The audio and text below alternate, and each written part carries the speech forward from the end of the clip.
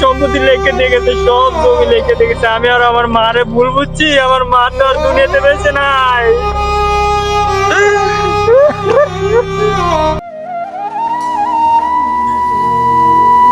ভাই ভাই কি হয়েছে ভাই? এতদিন পরে আমার কথা মনে হলো, তো সিলে সিলে রাখতেছো, কি হয়েছে কি হয়েছে? হ্যাঁ ভাই তো বলো বলো কি হয়েছে? মা অনেক অসুস্থ, ডাক্তার বলছে 2 দিনের ভিতরে অপারেশন না করলে মা বাঁচবে না। তো আমি কি করতে পারি বলো? মার অপারেশনের জন্য অনেক টাকা লাগবে, কিছু টাকা আমরা ম্যানেজ করছি, আর কিছু টাকা যদি আপনি দিতেন। টাকা লাগবে মানে? দেখতে শুনে বিল্ডিংটার কাজ ধরছি, যাও মার চিকিৎসা কর, যাও তোমরা তোমরা নিজেরা করবে, আমি টাকা ঢুকে দিতে পারবো না। এটা কোনো কথা বললেন ভাই? ওর মা তো আপনারও মা। আমার মা ঠিক আছে, কিন্তু আমার তো বাসা থেকে বের করে দিছে। যাও তুমি দালালি করতে আসো না, তুমি যাও। ভাই কাজটা ঠিক করলেন? তুমি বেশি বোঝো, তোমার কাজ তুমি করো, আমার জন্য কি করছো এটা আমি ভালো করে জানি।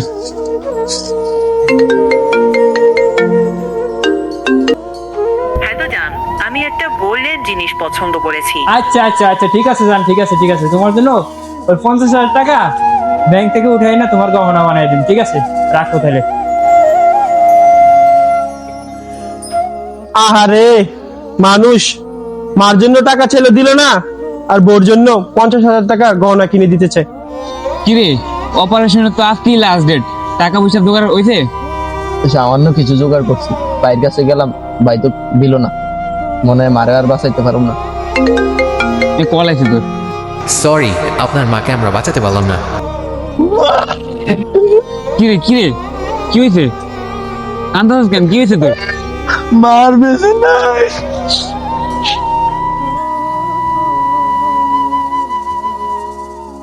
কি কাম কাজ যা করতেছি মনের ভিতরে আসলে ভালো লাগতেছে না, জানি না কি হয়েছে আজকে এমন লাগতেছে। কা তোমরা আবার আইছো? বলছি না আমি টাকা ঢুকে দিতে পারবো না, আমার কাছে টাকা ঢুকা নাই। যাও। আজকে আমরা আপনার কাছ থেকে টাকা নিতে না, আপনাকে টাকা দিতে আসছি। তোমরা এটা কি বলতেছো? আন্টির অপারেশনের জন্য আপনার কাছে আমরা টাকা চাওয়ার জন্য আসছি, কিন্তু আপনি টাকা দেন নাই। টাকা দিয়ে জীবনে কি হবে? আপনার মা তো আর দুনিয়াতে বেঁচে নেই। কি কি বলতেছো? মা মারা যাওয়ার আগে সব সম্পত্তি আপনার নামে লিখে দিছে, এই নেন।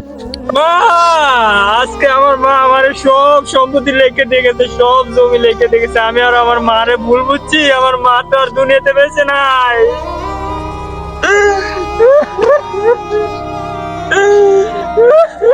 যে চলে গেছে তার জন্য আর আফসোস করে লাভ হবে না।